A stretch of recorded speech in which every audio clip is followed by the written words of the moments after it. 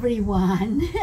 Ayan! Masipag ang Reyna King Bells ng Finland. Look at that! Ang aking na-harvest ngayong araw na ito. Super daming mga kabote. Ayan. Alright, so welcome at isa-isahin kong sasabihin ang mga pangalan nito sa inyong lahat. Let's go, Ra! Ayan, proudly present sa inyong lahat ang aking nakolekta ngayong araw na ito. Day off ang Reyna Ngangabel. Siyempre, ang kanyang relaxing ay sa kagubatan dahil siya ay Reyna ng kagubatan, right? So, isa-isahin natin at ipapamigay ko lang ito sa aking mga kaibigan, sa aking mga kapitbahay, or kung sino man ang gusto. Alright, so, here we go.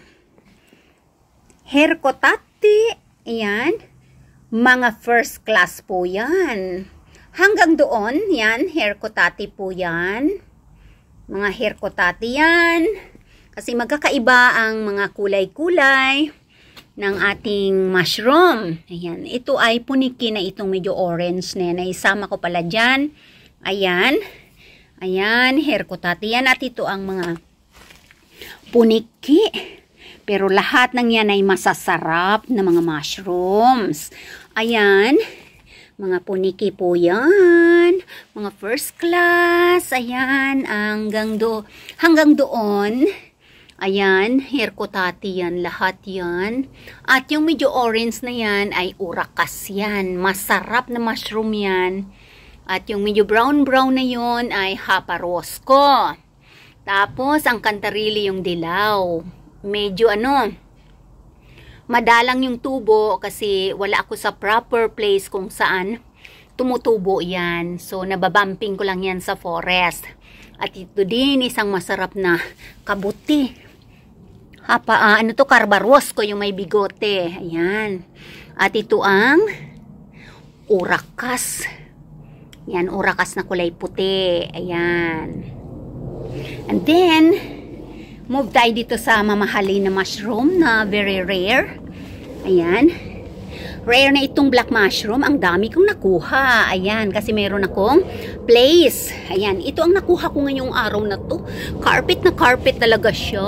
Ako lang mag-isa ang nakakaalam ng lugar kung saan makukuha itong black mushroom. Ayan, mahal po yan at masarap na mushroom at pwedeng pang spice sa mga niluluto. Ang bango. Ayan, at ito ang supilobahbero.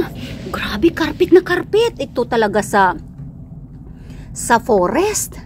Ayan, magsasawa ka lang talaga sa kakatuwad-tuwad. Masakit sa baywang. Ayan, so far, mga nasa 15 kilos. Ayan, 15 kilos po yung aking na-harvest na yan. At ibibiyahe ko yan doon kilalalab kasi para ma-share din naman sa kanyang mga palangga din. Ayan, bigay ko lang yan kasi napakarami na namin sa freezer. At ito ay brown na mushroom. Yung parang bulaklak siya parang bulaklak yung ng saging, no? Ayan. At ito ang violet na patatas. Bibigay ko yan kay Lala Brisa kasi hindi pa niya nakita ang violet na patatas.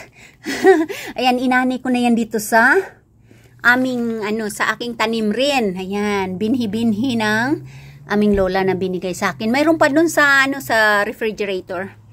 Hindi ko pa naluluto. So, ayan, mga palanggingging. Ang ani-ani. Punta na kayo dito sa Finland. Ayan, mushroom. Libre-libre lang yan. Bibigay ko sa inyo yan. Walang bayad. Ayan. Mga siguro. Matagal ako sa forest ngayon. Alas 12 ako umalis Alas 12 ako umalis dito sa bahay. So, dumating ako dito. Ang bigat. Sinundo naman ako nilalab doon sa kalagitnaan ng aking on the way home. Kasi ang bigat. Napakarami pa. Grabe ano yata ngayon? Best year ng mushroom dito sa aming lugar. Pero sa ibang lugar wala kasi dry. Dito sa amin kasi ulan ng ulan. Siyempre pag maraming ulan, maraming mga mushroom, madali silang tumubo. Kasi nga, basa ang organic soil sa mga kagubatan. So madali silang sumingaw sa kanilang tutubuan ng mga places. Kaya maraming mushroom talaga. Yan, no? Itong urakas na kulay puti yan. Ang bango yan. Parang herbs. Tapos itong black na to na pwedeng pang spices. Ang dami. Ang bango. Amoy bulaklak siya. Yan yung mga pang dekorasyon sa mga fine dining restaurant. Yan. Ito namang supilubabiro. Kakain ka sa fine dining restaurant. 3 piraso lang ang nakalagay sa iyong sabaw. 26 euro na ang presyo. Samantalang ayan pinamimigay ko lang libre. Kasi syempre relaxing ko lang naman dun sa sa forest kaysa dito lang naman ako sa bahay sa off day ko. Punta sa forest para mag-relax at mayroon pa tayong mushrooms na benefits. Ayan, 'di ba? Ayan. So, thank you so much everyone sa pag-watch ng aking mushrooms collection. Ayan, kasi autumn ngayon dito. Ayan, yung mga bulaklak namin, palaos na. Ayan, ang grapes ay dilaw na ang dahon. Ayan, gandoon. May kunti-kunting namumulaklak pa rin. Ayan, may mga kunting namumulaklak. Pero wakas na yan kasi autumn na, mga dilaw na. So, pag ganitong autumn, mushroom season na, poloka season na, lingonberry season na, tapos malamig naman, ay yung carpalo berry picking, pero nasa nasa swamp, sa malayong lugar yun tumutubo ang carpalo. Mahal din yun na berries kasi nga mahirap pick upin. Nakita na ninyo yun kasi may video na ako nun, 'di ba? Ayan. So, ayan, at on the way na ako papunta kila Lala Brisa para bigyan ko na sila ng ipamigay na rin ni Lala Brisa, ipamigay niya na rin sa mga palangga niya kung sino yung gusto niyang bigyan. Ayan na, at ihahatid namin kay Lala Brisa. Ayan, so maraming salamat mga palangging sa aking mga members. Palaging mentioned yan kayong lahat. Ayan, of course, sa solid subscriber, public viewers, thank you so much for watching my videos in my YouTube channel. Please do like, subscribe, share, and comments. Ayan, when you come to Finland, I will accompany you to come to the forest in autumn time, so I can introduce to you the edible ones, and of course the poisonous ones also i-introduce ko rin sa inyo para makilala ninyo kung ano lang ang mga dapat na kukunin. Dito sa edible mushrooms na to, wala akong nakulik na voitati, wala akong nakulik. Tapos, hindi ako nag-collect ng Kangas Rosco kasi nga na-busy ako. Tapos, ano pa bang hindi ko na-collect? Wala kasi dito yan. Yung Corvacieni, wala dito. Yung Voitati, mayroon ako nakita pero hindi na ako nag-collect. May Sapi ba ako? May Sapi Tati ba ako? Probably mayroon. Ito to. Or here ko, yung kusin tati. Ito sapi ito Sapi, ayan kasi yung niya, yung sombrero, iba yan sa puniki. Kasi ito yung puniki orange, ayan. Tapos yung hair ko tati naman, maputi-puti ang kanyang tangkay, ayan siya. So, marami pang mga mushrooms na edible ang wala ako. Kasi ang matsutake, mahal na mushroom yun. Matsutake sa yun, bandang Lapland. Pero mayroon din dito siguro sa Tampere or sa Hanko kung maswertihan. So, matsutake yun. Tapos, Corvacieni, wala ako. Voitati, hindi ako nag-collect. Tapos, yellow, white, red na ha, pero hindi na rin ako nag-collect. Ayan.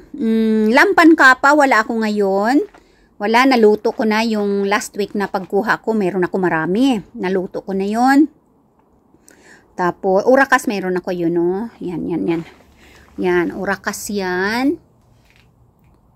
Pag malalaki na, pag maliliit pa, yun, orange ang kulay. So, ayan. So, marami pang mga mushroom. But, you know, autumn, mag-ano rin, magtatapos din yung autumn. So, wala nang mga mushrooms. Ayan, kaya, ngayon, pansamantala, kukuha tayo ng kukuha sa forest kapag mayroon tayong free day. Bukas, wala ng free day. Pasok na naman ng Rinangangabel sa work. Ayan. So, thank you so much everyone. And I hope na lahat kayo ay okay lang dyan. Saan man kayo naroroon sinta. At ayan, magla-live tayo kapag ako ay mayroong free day na medyo mahaba-haba. Ayan. Thank you so much. Mga palangging-ging sa inyong lahat-lahat, ayan, at laging tatandaan, dito sa ating YouTube channel, happy lang tayo, bawal ang sad, diba? So, ingat kayong lahat, maraming salamat ulit, all of the people in the world, ayan, God bless us all, hanggang sa muli nating pagkikita, mga palangging-ging ko, ayan, so, palangga ko kamutanan, Hasta la vista, baby. Bye-bye, everyone. Kuha na kayo ng mushrooms. Sa video nga lang. Ayan. Take care and bye-bye. See you again next time.